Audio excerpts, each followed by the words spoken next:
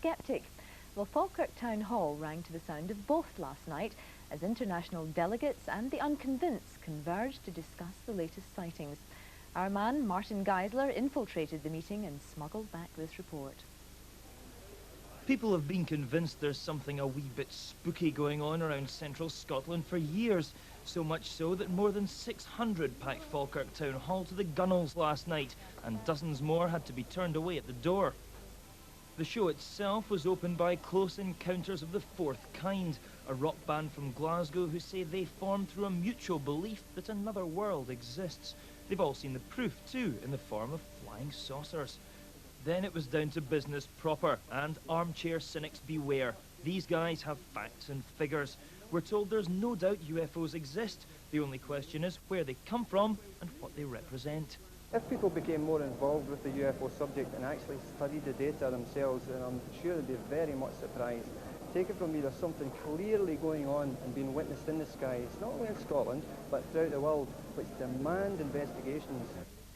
The punters themselves were split into two groups. Those who'd come face to face with something that definitely put the frighteners up them. You had any contact with the next world yourself? Well, about 5 years ago I thought I saw a UFO in Inverness. And I'm ex-RAF pilot, so, you know, I'm a pretty good observer. What have you seen? Tell us about it. Just lights. Lights on the back road, you know, from Bonnybridge to Falkirk, from Cumbernauld, that road there. And there were those who hadn't quite made up their own minds, but they were just dying to be convinced there's something else out there.